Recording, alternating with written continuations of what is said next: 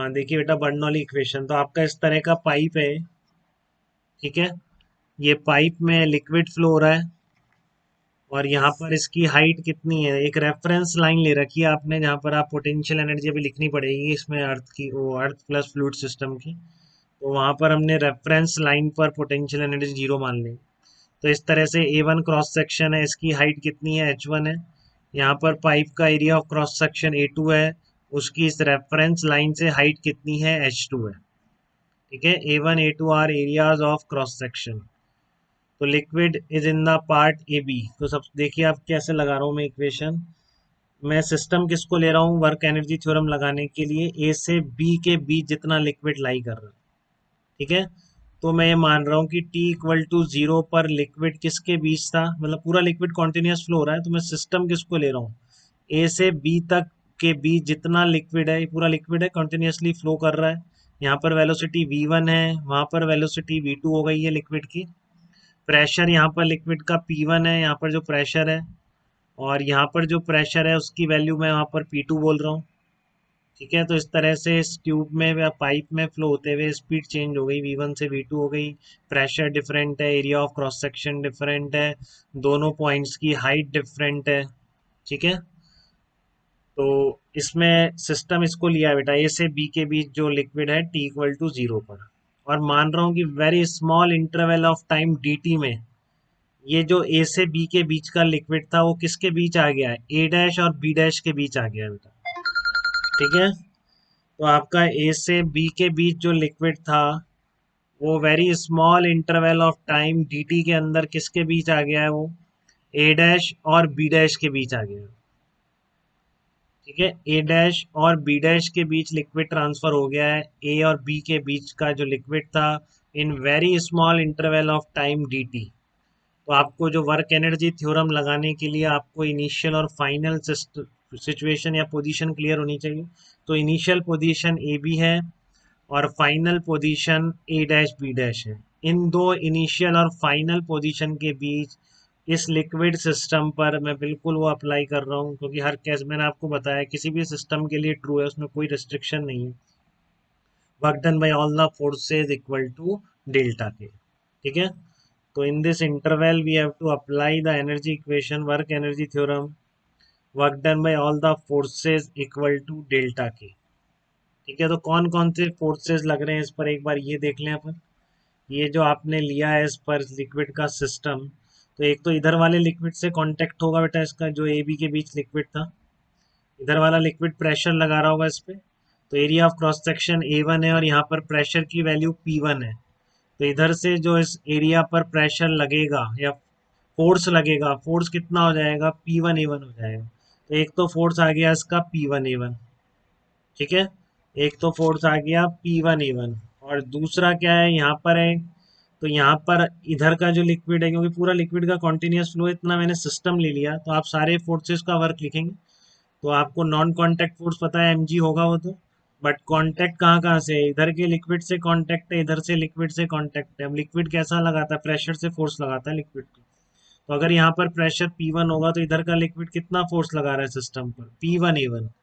इधर का लिक्विड कितना फोर्स लगा रहा है सिस्टम पर, P2A2। ठीक है, क्लियर है, P1A1 इधर लगा रहा है, P2A2 उधर लगा रहा है। तो ये दो फोर्सेज हो गए इस पे।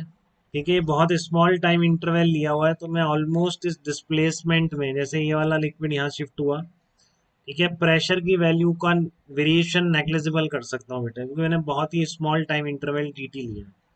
ठीक है, तो मैं मान सकता हूँ कि इस डिस्प्लेसमेंट में ये कांस्टेंट प्रेशर रहेगा P1A1, कि ये वाला जो पार्ट है यहाँ शिफ्ट हो गया ना इसका, तो ये डिस्प्लेसमेंट बहुत स्मॉल है। तो अगर V1 स्पीड यहाँ पर मैं बोल रहा हूँ, यहाँ पर अगर मैं V1 स्पीड बोल रहा हूँ, तो ये स्मॉल डिस्प्लेसमेंट में V1 इंटू डी टी भी लिख सकता हूँ। फिर मैं बोलूँगा बेटा डी टी बहुत स्मॉल इंटरवल ऑफ टाइम है, इसलिए मैं लिख पा रहा हूँ। ठीक है, कि इसका डिस्प्लेसमेंट भी निकाल सकता हूँ मैं, कितना है V1 इंटू डी टी। ठीक है, और वहाँ पर उस एरिया का डिस्प्लेसमेंट कितना है यहाँ पर, इसका हो गया V2 स्पीड है यहाँ पर, V पर स्पीड कितनी है, V2 है, तो वहाँ डिस्प्लेसमेंट कितना हो जाएगा, V2 इंटू डी टी।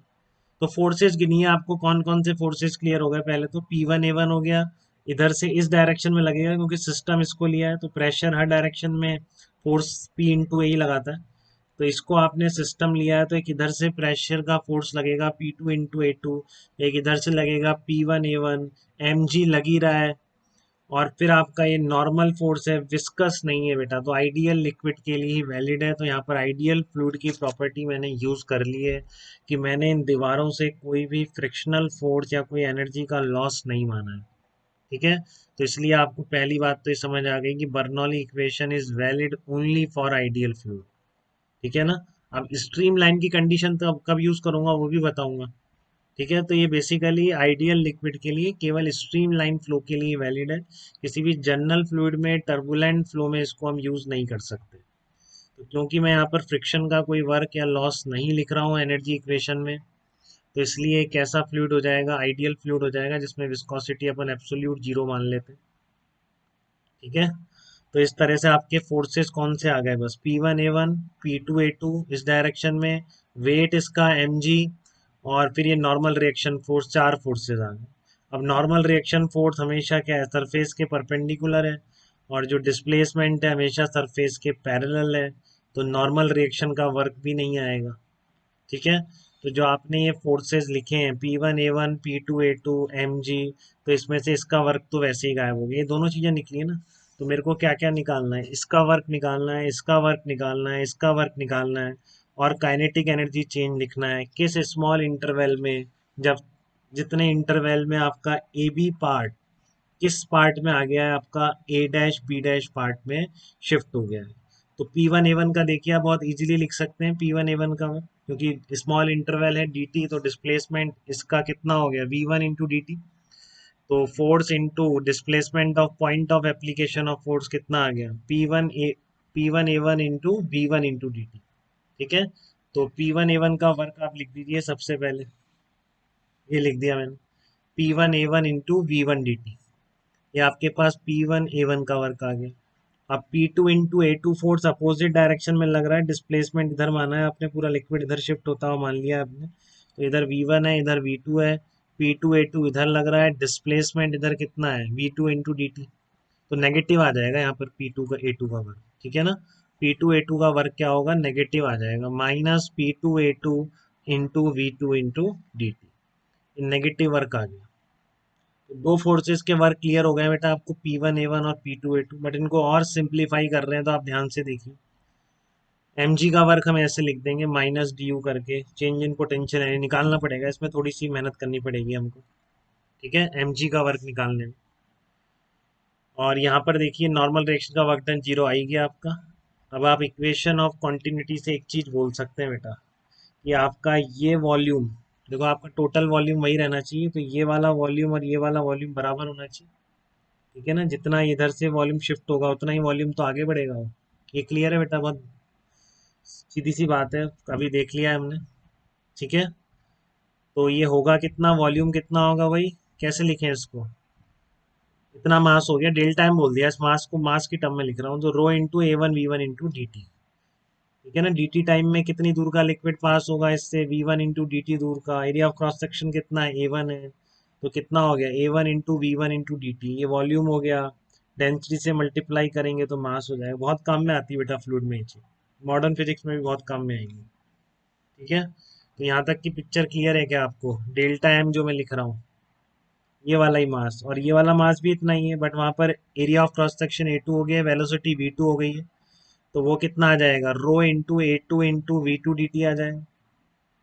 ठीक है, अब आप चाहें तो इससे ये भी लिख सकते हैं A1 V1 equals to A2 V2, वही कंटिन्यूटी इक्वेशन आ गई, बट इस मास को मैंने एक नाम दे दिया है डेल्टा एम, इसका मैं यूज करूँगा। ठीक है, तो A1 V1 dt की वैल्यू कितनी आ गई, डेल्टा एम बाई रो आ गई ना, ये आपकी डेल्टा एम बाई रो आ गई, तो देखो यहाँ पे रिप्लेस कर दे रहा हूँ मैंने, यहाँ पे A1 V1 dt आ रहा था, और यहाँ पे भी A1 V1 dt है, तो मैं उसको क्या लिख दे रहा हूँ, P1 into delta M by rho, इसको मैंने लिख दिया P1 into delta M by rho लिख दिया। इसी तरह से P2 A2 का वर्क भी क्या लिख दिया मैंने, P2 A2 इंटू की जगह मैंने यहाँ से रख दिया A2 into equal to delta M by rho, तो ये आ गया minus P2 into delta M by rho, ये वर्क डन ये वाला आ गया आपका, P2 A2 का वर्क डन आ गया, P1 A1 का भी आ गया वर्क डन आपके पास, P2 A2 का भी आ गया। अब आपको निकालना है कि एनर्जी कितनी चेंज हो गई है, work done by M G. तो डी यू कैसे निकालूंगा, work done by M G ऐसे लिख सकता हूँ। देखो डेल्टा यू मैंने कैसे निकाली, ध्यान से देखिए डेल्टा यू निकालने की प्रोसेस। डी यू को मैंने इस तरह से निकाल दिया बेटा, देखिए मैंने लिखा डी यू इक्वल टू, ये था आपका, इस तरह का लिक्विड था आपका। पहले किस में था, देखो पहला लिक्विड कौन सा था, ए डैश बी में था। फिर लिक्विड कितना शिफ्ट हो गया है, ए डैश बी और बी डैश में शिफ्ट हो गया है। तो जो चेंज इन पोटेंशियल एनर्जी वो यही तो है, potential energy of A dash B B dash, A dash B B dash final, minus potential energy of A dash B initial. Potential energy of A dash B dash minus potential energy of A dash B, ये आपका क्या आएगा, potential energy का change आएगा। अब इसको देखो एक एक करके लिखते जाते हैं। ए डैश बी और B dash, A dash B और बी डैश को लिख दिया A dash B plus B B dash, लिख सकते हैं। ए डैश बी और बी डैश का जितना भी है आपका ये जो भी मास है जो भी है, टोटल की एनर्जी को मैं सम ऑफ टू एनर्जी लिख सकता हूँ, A B plus B B dash, A dash B plus B B dash. तो यहाँ लिख दिया मैंने। Potential energy of A dash B B dash कितनी हो जाएगी, potential energy of A dash B plus potential energy of B B dash. इसी तरह A dash B, A dash B जो इनिशियल सिचुएशन है, इसमें पोटेंशियल एनर्जी कैसे लिख सकते हैं, energy of A dash part plus energy of A dash B part. तो आप देख रहे हैं बेटा, ये potential energy of A dash B minus potential energy of A dash B यहाँ से कैंसिल आउट हो गई।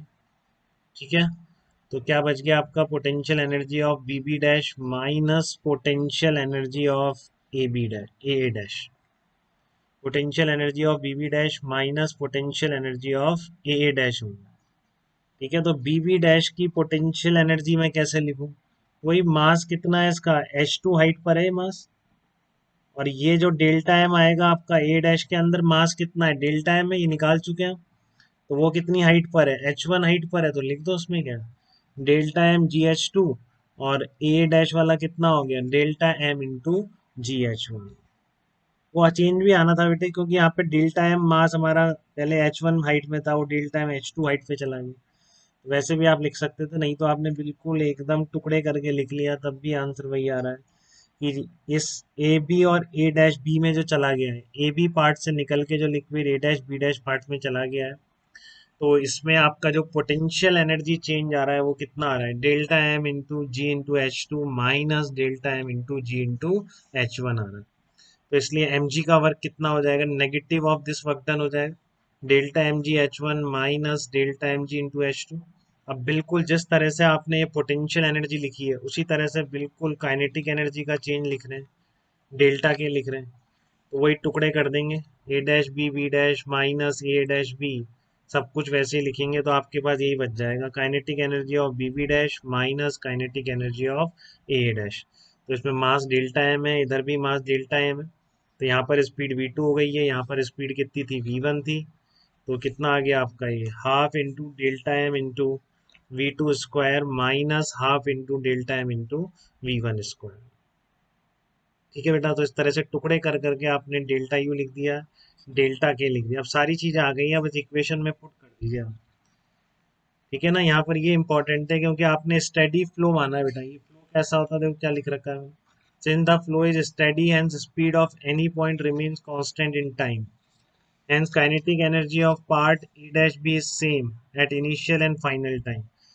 ठीक है, तो आपका जो हर जगह यहाँ से जितने फ्लूइड पार्टिकल निकलेंगे सबकी वी वन ही रहेगी ना बेटा, तो इसलिए डी टी टाइम इंटरवल में ये चेंज नहीं आएगा, तो इसलिए इसकी पूरे की काइनेटिक एनर्जी आपने क्या लिखी है अभी, half into delta M into V one square, क्योंकि V one V two steady flow होने की वजह से टाइम के साथ चेंज नहीं हो रहे हैं। ठीक है, अगर ये टाइम डी टी टाइम में स्पीड ही बदल जाती तो मैं काइनेटिक एनर्जी कैसे लिख सकता था। ठीक है, तो इसलिए हम क्या बोल रहे हैं कि आप केवल इसको स्टेडी फ्लो के लिए ही अप्लाई कर सकते हैं, अनस्टेडी फ्लो के लिए इसको अप्लाई नहीं कर सकते हैं आप। ठीक है, it is applicable only for steady flow. तो अब सारी वैल्यूज उठा के रख दी बस मैंने, all the forces equal to delta के, जो भी आपने निकाली थी ये सब निकाल चुके हैं आप, delta G M one H one, तो रखते चले गए, डेल्टा एम कैंसिल आउट हो गया है सब में से, तो क्या बच गया आपके पास, पी वन प्लस रो जी एच वन, ये सारा यहाँ पर था जो था P1 plus rho g H1 plus half rho V1 square equal to similar quantities इस पॉइंट पर। तो आप बोल सकते हैं क्या, इसका सम, इन तीन क्वांटिटीज का सम P प्लस रो जी H plus half rho V square क्या रहता है, कांस्टेंट रहता है। ठीक है, और ये ध्यान रखेंगे किसके लिए एप्लीकेबल है, केवल आइडियल और स्टेडी फ्लो के लिए एप्लीकेबल है। ठीक है, कई बार इनको ये प्रेशर हेड और ये भी बोल देते हैं, जैसे P प्लस रो जी H plus half rho V square है, आप रो जी से डिवाइड कर दीजिए इसको। ठीक है, तो ये आपकी हाइट की यूनिट है, तो ये भी यूनिट हाइट की होगी, ये भी हाइट की यूनिट ही होगी इसकी भी। तो कई बार इनको प्रेशर हेड, वेलोसिटी हेड भी इस तरह से बोल दिया जाता है। ठीक है, तो यहाँ तक